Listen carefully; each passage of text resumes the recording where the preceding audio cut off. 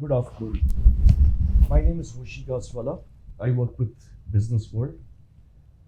We're here to discuss customer experience. I've got two esteemed panelists with me. One is Kamlesh Vora, Senior Executive President and Head Customer Experience at Kotak Mahindra Bank. And we've got Harish Raidurg, who is the Head of Business at Unifor. I'm excited to have both of them because both of them are struggling today, I shouldn't use the word struggling, but working towards resolving a very important issue, which is how do you make the experience of a customer seamless? How do you ensure that the customer doesn't get irritated even for a millisecond? How do you ensure that he kind of stays with you, especially in a time when there are low attention spans? Customers have other options. These are two gentlemen who work on this day and night to ensure that the customers are happy. Kotak has about 45 million customers, for which Kamlesh and his team and other departments strive hard to give them a good experience. And Unifor works across various customers across the world to make it happen. Welcome, gentlemen. Very excited to have you. I have a few questions. I'm going to start with you, Kamlesh, primarily with all of them. My first question to you is, in a post-pandemic world, how has your organization reimagined and restructured its omnichannel approach to meet evolving and different customer needs? First of all, thank you for having me on this show. I think, pandemic did something fundamentally, brought a fundamental change in the way all of us as human beings engage, interact with everything, be it in terms of, wanting to purchase something, to even consult a doctor, to work ethics. All of us change. We kind of suddenly figured out that pandemic has changed and created and became subsequently the new normal. Working from home is okay. Consulting your doctor, your physician online is okay. Talking to your health coach is online, and it's a done deal today, right? People do a lot of yoga classes today online. So one fundamental thing that we realize is that consumer habits have changed, and they've changed for good. Now, if you understand that, the deeper meaning of it would be that if they can do all these things from the comfort and convenience of their home, why wouldn't they want to do banking the same way? And it meant that we had to really orchestrate or reorchestrate, reimagine our journeys to make that possible for our customer. So not just in terms of transactions, but in terms of the need to visit a physical office of a bank or a physical bank branch. How do we really eliminate that? Which would mean fundamentally changing the way we were wired, right? Until traditionally banks are a legacy system run. They are kind of hard coded to work in a particular manner. For a lot of things, you have to come to a physical branch, and this meant we had to redo almost everything the way the bank thought. So DNA of the bank had to change. So today, I'm happy to say that about 80-85% of the things that you wish to do with a bank can happen online. Not just purchasing, but also your servicing transaction can happen online. That was a fundamental shift and change that we had to bring about with the pandemic. This is the first change. Second is to be available where the consumers are. So not just at the channels of the conventional channels, but be available for him to reach out to you on different mechanisms. So for example, if consumers today want to come on social media and also talk about their issues, are you there to listen to that and really act on it? That's something which perhaps we did earlier, but now more so. The pandemic and thereafter the change makes it to do more so. Consumers are today looking for faster closures, faster everything they want. I mean, Immediate. 2-minute Maggie was one point of time looked like a Maggie 2-minute noodle was the tagline. But today, everything consumers want in a 2-minute. How do I make that happen? I'm happy to say that with the way we really reimagined the technology stack. Today, when you if you have to walk into a bank branch, right? If you did walk into a bank branch, earlier the thought is you will go with a ticket number. I've taken your request, somebody at the back end will process it and will come back to you. But with the tech stack available, the Aadhaar tech stack, you just do a biometric and I not just take your request, but with APIs, I'm able to really call the service and execute the transaction real time then and there. So you don't go back with a number, but you go back with a job done. So some of these are fundamental to the way banks have changed, and I think to the good.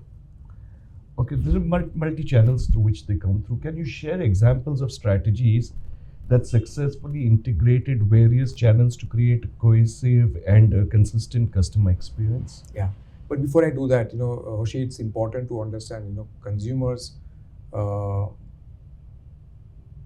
when they engage us, are actually hiring your service to do a job, to get a job done. Consumers are looking for which of the product or services should I hire, which gets my job done quicker, efficient, and I don't have much stress in. Now, with so much of data available today, about with the variety of data, the speed with which data comes, the richness of the data, it's possible now to really bring that together and try and make a significant use of it. Now, consumers, when they interact with a physical world, they are used to a relationship. When I go to if I look back at my father who goes to a typical bank, he would know the banker. The banker knows him. They exchange pleasantries. They have a cup of coffee and so on and so forth. How do I make that similar interactions happen on the digital world becomes a challenge. So one of the first technology that we think about bringing is bringing all the information that you have together to make meaningful sense for somebody to act on. How do I next take that data information available to personalize things for me? Right? You tell me that I can buy a particular product for X price is one part of it, but to say that this is an offer specifically for you and it is tailored for you and how this is going to really add value to you, it makes so much more sense. Consumers today are looking and they talk about it, saying that when I go to an Amazon or any e-commerce site, when I make a purchase, they come back and tell you, typically whoever bought this end up buying this. Now this is a very generic thing, but can I get more specific to him to offer a solution which could help him? So to me, data, being able to really predict or recommend recommendation engines that you can bring into place, which could advise as to what are the next best product or fit for you, would significantly make a change. Thank you. What technologies and metrics are vital in ensuring effective management and measurement of omnichannel engagements?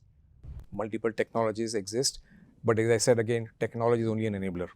The key is what do you wish to do with the technology. So key is what do you wish to achieve as an entity, and thereafter technologies can come into play.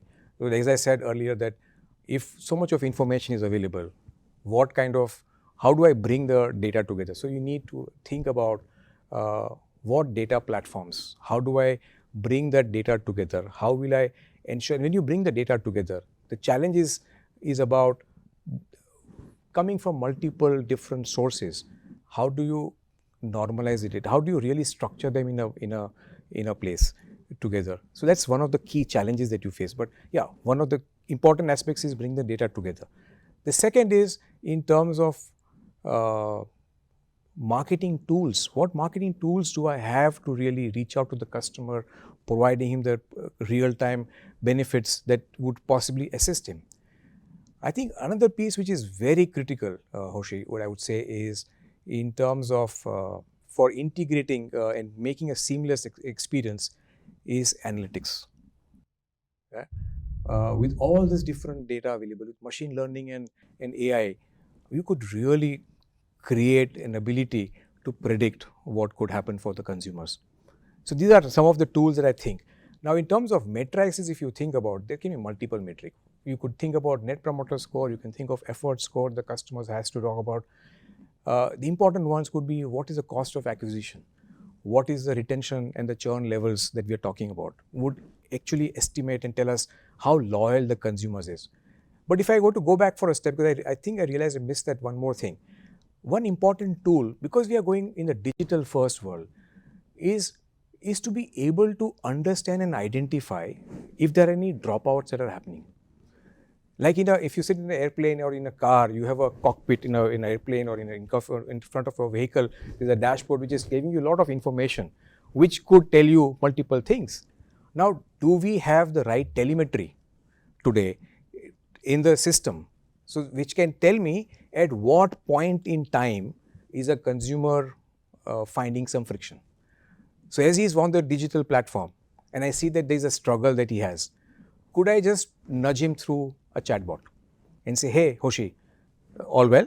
Can I help you here? Are you, we seem to be at this page for some time. Is there any assistance that you require? And it makes you feel nice that, somebody is really caring for me and is here to talk about and guide me. To even understanding at some stage that maybe Hoshi is not the customer who is going to talk to me on chatbot and there's a dropout. Could I nudge him by way of an email going into his box saying that, hey, you dropped off on this journey, would you want to pick up? Okay, or even better still, there could be somebody calling.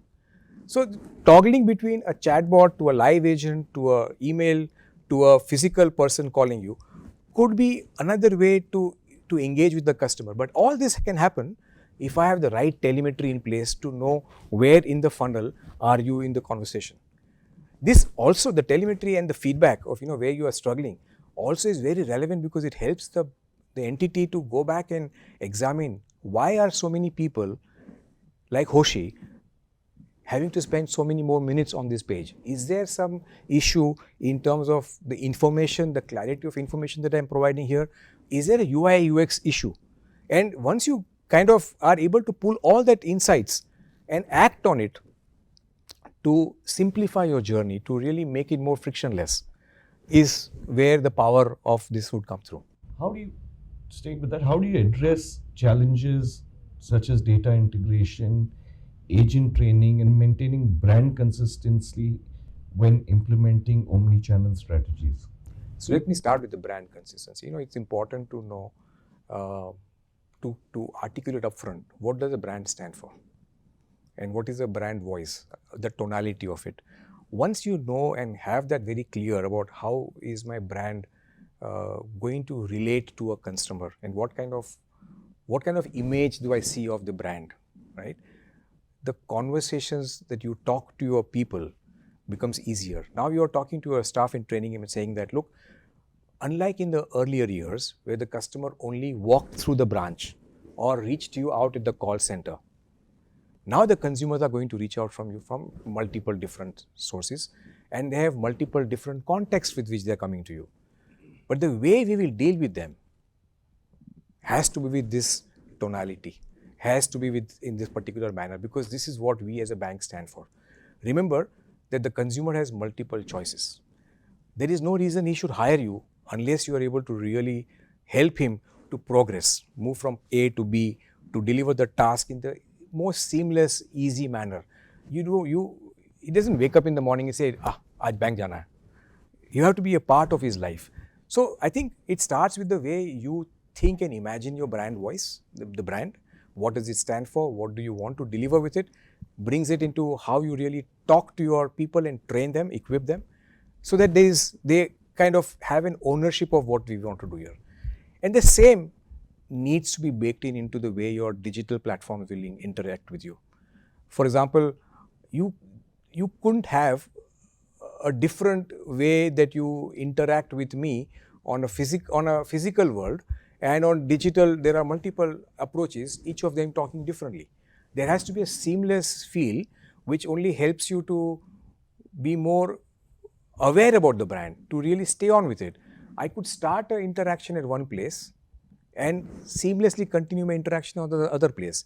See, today consumers are used to that. I am at my home, I'm watching Netflix on my big screen at home. I am moving on the go. I download that serial or episode or whatever of the movie on my phone. I'm in a flight and I can continue watching that from where exactly I left. I come back home, I can start. So across devices I can do so. Consumers therefore are expecting, how can I not do this, and why should I not be able to do this on your product? So today a customer can start a journey on the digital world and complete it on a physical world, okay, or other way around. So I can do a physical journey and then I want to do my KYC online with the video KYC, it's doable. That's the kind of conversation the customers are wanting to do, and that's the change that we see. And we're constantly working towards saying, how do I really make this happen over and over again, and what more can I do to make the experience of the customer even better? So it recalls me a use case. During the pandemic, we were talking to some of our clients. I must say the bank, existing bank. So we have done some of the activities with them already. So the person calls us and he tells, for tier 1, I know how should I address these challenges, but what should I do for tier 2 and tier 3?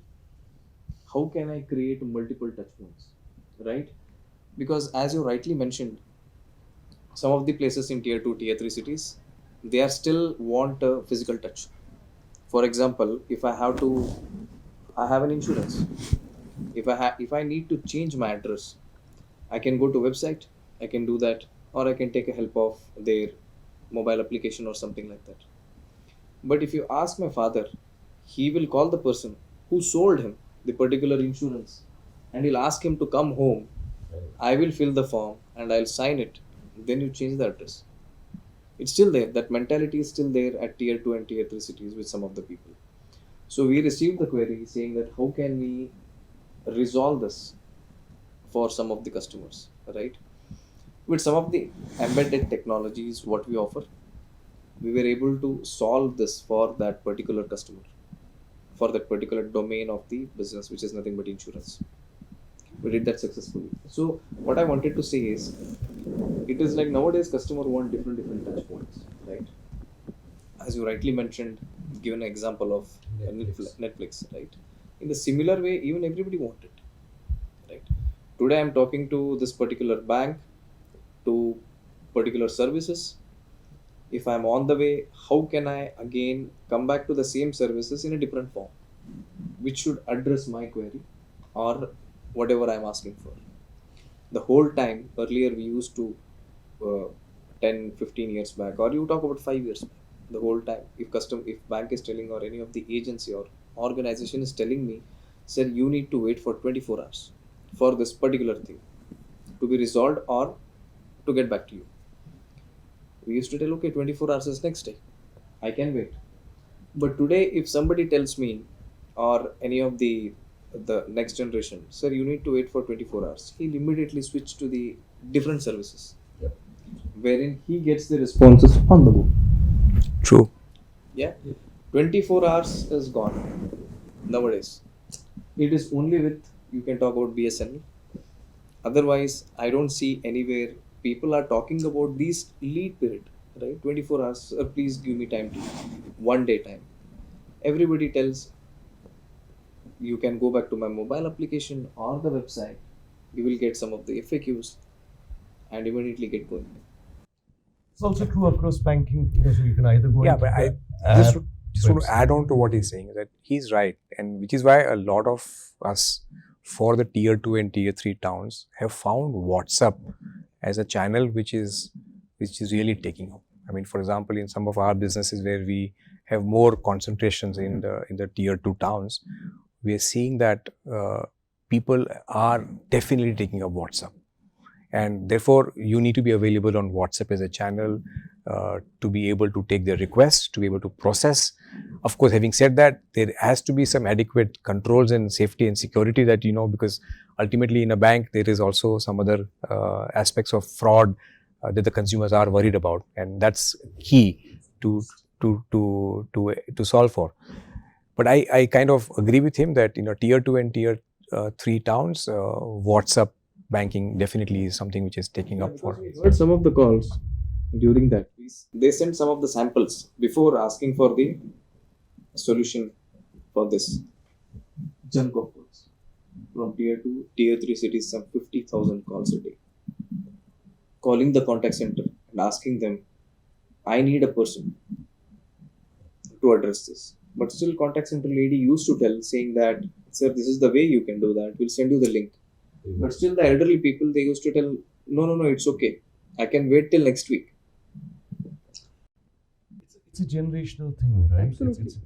It's a generational thing, and Yeah. banking also, you have to be available, either through contact center, app, and like you said about Netflix. That's how The, it the, works, the, the experience has to be of the consumer has to be very left off on whichever channel earlier. Brings when you're talking of the senior, let's talk of the elderly here. Brings me to my next question: that in a digitally led world, how do you ensure the emotional and the empathetic connect using these virtual assistants to deliver? I must admit, I get irritated at more often than not. And I don't think it's an age thing. I think it's an impatience thing. I find human beings understanding faster. I think it's a lot to do with your context with which you come. Remember, I spoke about my father going to the bank earlier, and I said the guy knows him. He would talk about with so much of passion that this branch manager is taking good care of me, serves me coffee. He doesn't realize that to give him that one document that he asked for, it's taken him half an hour. He doesn't complain. But the same individual, if he has somewhere to go, and the same person calls him and says, let's spend some half an hour and have a chai and chit chat, he's now very, very edgy. He's losing his cool. He's saying, "Arey yaar, kitna time lagate ho?" So I think context really is the key. So important that, and the example that I was talking to you, Hoshi, earlier, that if you are on the platform and I'm seeing you really struggle, taking some time, I know what is the kind of interaction that you're looking for.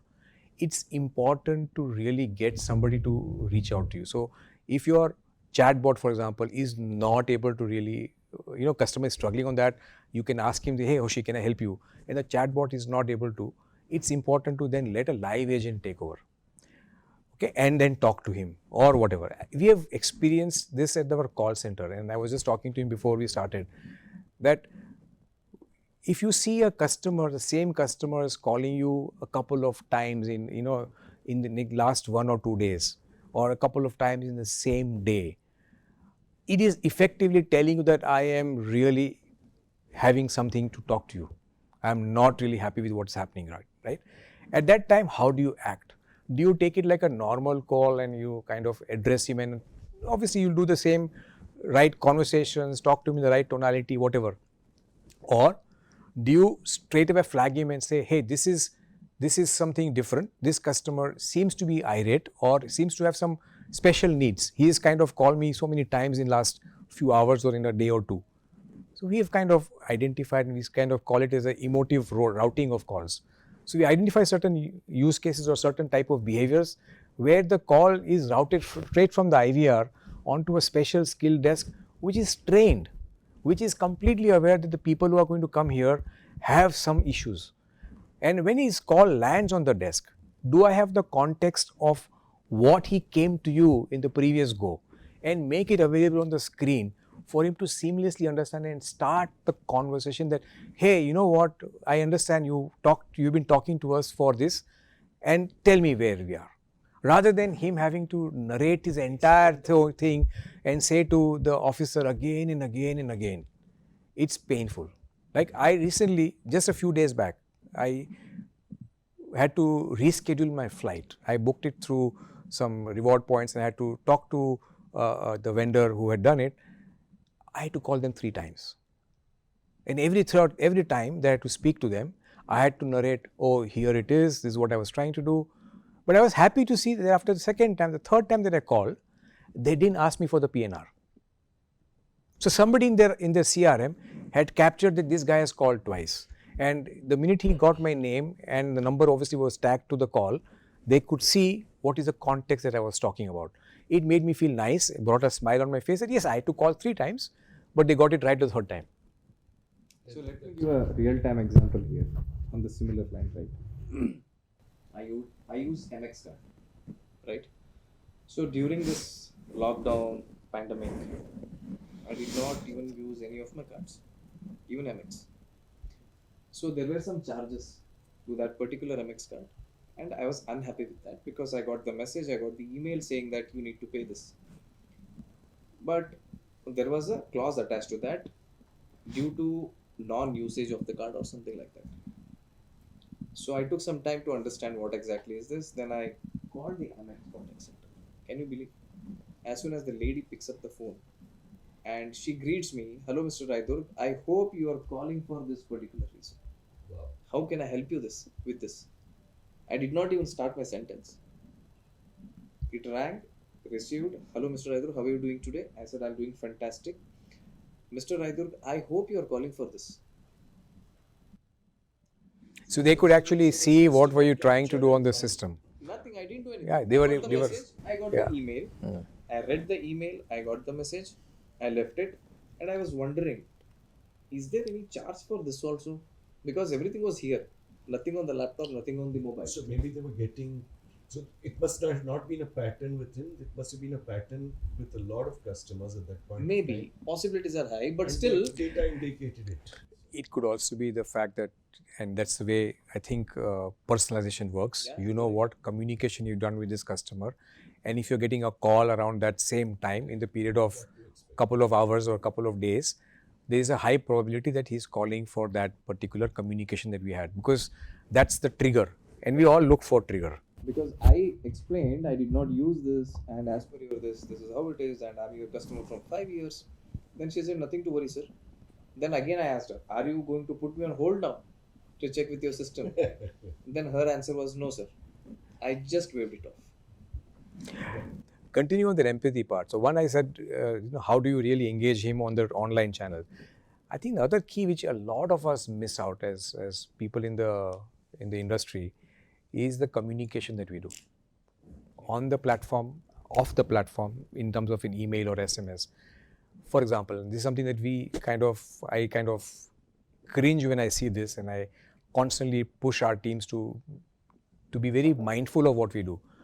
For example, a done deal in most of the entities is when you are trying to do something on your digital channel and you can't find an answer, the standard message is flashed on the screen is, please contact the call center or visit the physical branch. Now, you expect that the call center and the physical branch is going to therefore give an answer to my problem. It will help me to get my job done. That's the customer expectation, and he's unhappy that he has to change a channel, but he says, so be it, I have to, because I want to solve a problem. Like he was talking, I have to, so he called MX, and if they said go to they don't have a branch, but say branch jao, he has to. So here, the screenshot, go to the call center. Now, for example, the product is, you're asking for a card, and because of your credit score, my machine rule engine is saying I can't give you the card. Rather than being polite, honest and direct, if you are saying that, sorry, please, for more we are not able to, but if you want to get more details, please call the call center. Now he calls the call center and speaks to an officer and says, okay, I'm talking to you about this card application. The guy can see on the screen the application is denied. What is he going to add? And he says, but I was told I will get something from here. Can you not do something? Because today, a lot of the profile that you're talking about, the beginning, about the younger generation, 20 to 30, and everyone, in fact 30 to 40 also, are looking for credit. They want to spend more, right? And they're looking for credit, and they are hoping that because you directed me to a call center, they will provide me an answer. But uske paas answer nahi hai. So the question is that this is talking about lack of empathy. You are really creating that frustration grow multifolds. And that is something that we have to avoid. So if you are having to force a channel switch, there has to be a very thought out reason as to why, and there has to be a call to action that the channel will do. If the channel is not able to do any action, you don't need to switch. I think it's the key. The third one is the cognitive load we put through communication to our customer. A lot of us actually end up putting communications which are very generic. The matter of it is only 2 lines, but there's a lot of fluff before and after, and the customer is lost within, so what do I do? Personalization, while we speak about, but in a lot of communications we see that it is still far from where we need to go to.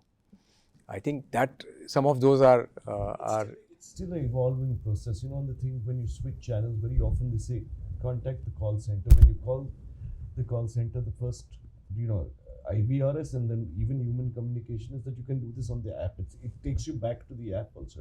It asks you to go back, and then you say, why you round and round. Why are you playing football with me? Next question, both of you. What innovative approaches and trends do you foresee shaping the future of omnichannel customer engagements, and how can businesses adapt to stay ahead? You want him to go first? Yeah, go ahead. Okay. He wants cheat sheet. So. Sure. When we talk about multifold customers in the current scenarios, starting with the bank and anybody, again, let me take a step back. So earlier there was only the communication was, I call the bank, or I ask for a service, or I already requested for a service, and where are we on this? That is the communication. Before that, there was only one single communication, which is I need to visit the branch. Then this telephony and everything is added to that, right? Telephony was there, but people hardly used to use that other than incoming calls. And after that, people started utilizing the services, and then even the organizations started realizing how can I address their needs, right? We talk about upsell and cross-sell, right? If I have a customer, he's only using particular services, but he's very efficient. How can I bring in the upsell for him, right? And what are the channels, what are the touch points I need to bring for this particular customer, right? Because I don't want to lose my customer. Maybe he is using my current account or savings account. I want him to use my credit card. Am I right or wrong? I want him to go for any of the education loan, car loan from me only, because he's my customer from 5 to 6 years. Why is he going somewhere else, right? So creating the multiple touch points with the help of technology and enable ourselves as well as my end customer is very important and essential nowadays, right? For that, what do we need in the backend is nothing but the analysis of entire behavioral analysis. So how is he spent? Where is he spending? Right? And not only that, how often he calls me. Again, I would like to take the MX example. I hardly call MX maybe once or twice in a year. They don't even have an efficient chat.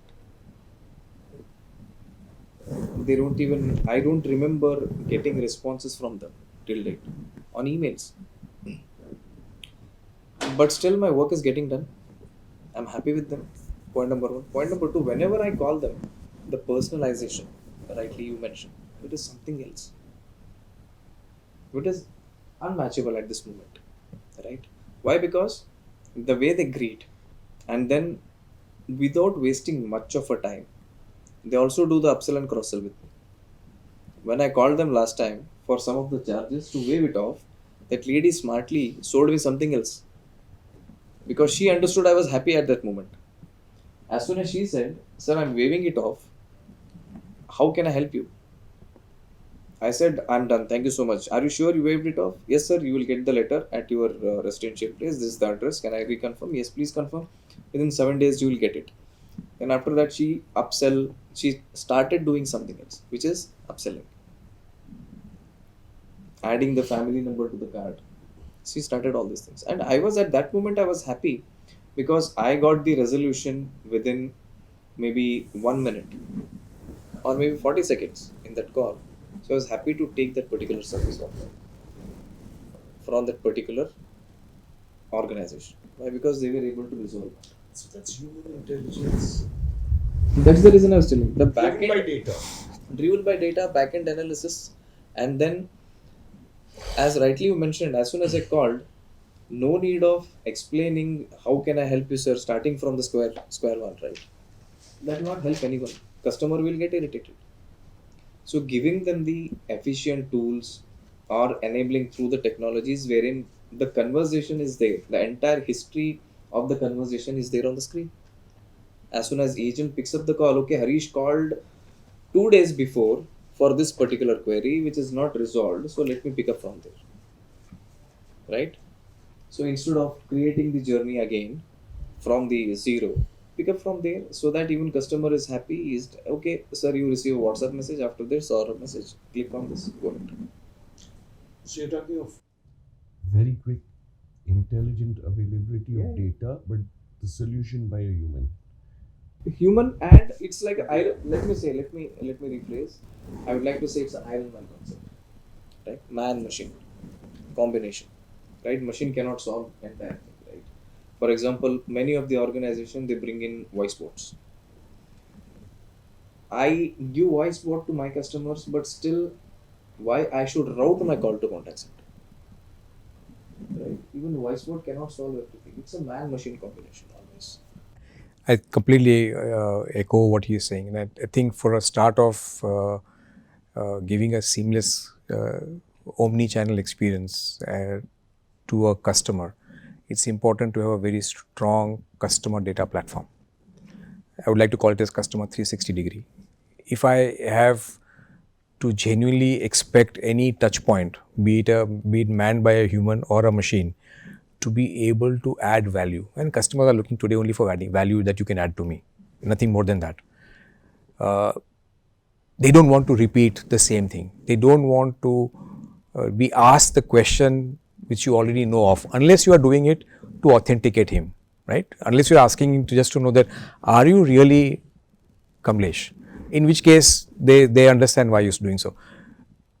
But if you have a good customer data platform, a lot of it can happen.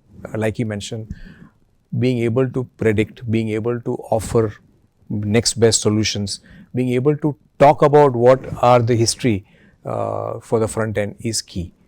But I would like to add a few more things. That apart from data, what you require is ability to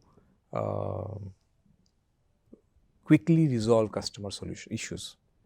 And the question for that is, you need to not just depend on tech, but you need to have your processes and policies which are aligned to resolve. Like in his example that he's been speaking a couple of times, and I understand passionately that, in a less than a minute, Amex was able to do this, it effectively meant they had a very clear policies which were supporting it, and they had processes where at a click of a button, the agent could, I would say that 7 days is what he said, but there could be a possibility that if he's empowered adequately with tech, ultimately tech is the enabler, and I have the spirit in place that I want him to, at a click of a button, wave the charge off and it will get integrated in the system, would be a great experience. Having said that, even that on phone telling me was awesome. So I think these are. We've been discussing AI in certain way. Some straight questions to both of you.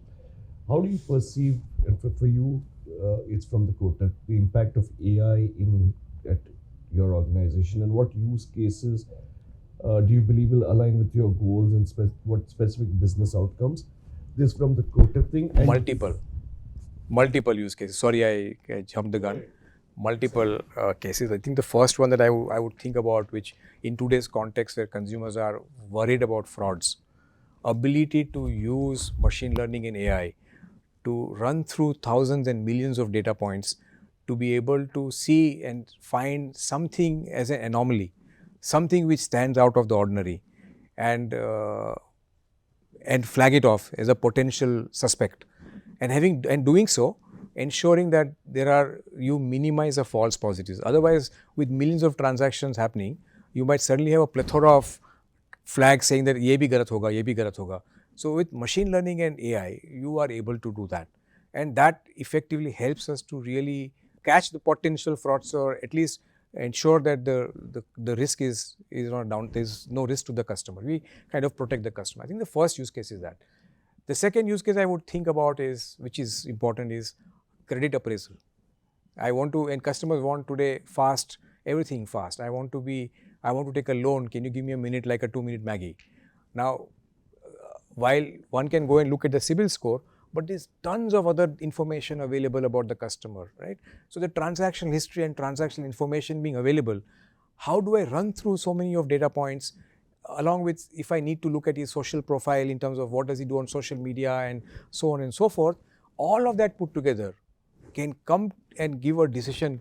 So the credit decisioning becomes so much more better, so much more sharper, and so much more quicker. That's something. The third is ability to predict potential defaulters, right? With so much of unsecured credit being given, while you want to give credit, but you also want to be mindful and you want to really get the money back in, right? So how do I use technology to identify potential that this is going in a particular pattern, this guy may default, and therefore how do you really start engaging with the customer before you reach a stage to help him, if required, to really work out a specific plan and ensure that while you protect the bank and get the funds in, you also take care of the customer. The third being, like we were talking about in the call center, millions of data available. Could I really text mine that information, right? Verbal information, transcript it, convert it, and then being able to really do a post facto analysis to coach your people to even getting a step ahead, like he was mentioning. Nudge the customer on the call, nudge your agent on the call, based on the conversation happening, that what should you speak to him, how should your tonality be. I think there are so much of opportunities, and we are pursuing these. What I mentioned are some that we are pursuing at the moment. By using the artificial intelligence layer, we are seeing some of the success on the promise to pay areas, right? It's a credit card division. They call a customer every day. I think approximately 1.5 lakh calls a day. Just to give a call, Hoshi, you need to pay on 25th. This is your reminder call. And how you would like to make the payment. And 22nd again call goes to you. And you will tell, I am right now occupied. Call me in the evening. Again call goes to you. So this is the pattern. It's based in India. So we did the analysis, and the base layer, which is artificial intelligence, Uniforce, the homegrown artificial intelligence. Now after 4 or 5 months, we were able to give them the results, predictive results, which is nothing but a customer paying. You call him not only 5 times, 50 times, he'll not pay. Because data is learning, tool is learning, right? Bases the patterns, the communication, the tonality, the emotions, right? Everything mixed together there is something called result. Including to analytics. Yes. Very true. It's very powerful. That's good. So that brings us to the end of our discussion. Thank you, Kamlesh. Thank you, Harish. Wonderful having you all. It's a journey, but it's amazing the kind of work that's happening in the space, UI, UX. I think we started by saying the earlier experiences of actually just not going to banks, but everything was so Everywhere, physical. And the pandemic changed our lives. I think you spoke about yoga being done online, and I've seen dance classes happening Absolutely, online. Things that were not imaginable. So everything's changed, and AI is here to stay, right? that's without a And doubt. in our not only at the enterprise level, right? If you talk about even at the personal level, personal life, where and all we are not using AI, please tell me. Everywhere AI is attached, right? AI is here to stay, and as we move forward, our kids, right, they will teach us. Nowadays, we are talking about 2 minutes Maggie. Maybe my daughter is 4-year-old. By the time she turns 10, she will tell me 10 seconds Maggie. Way to go.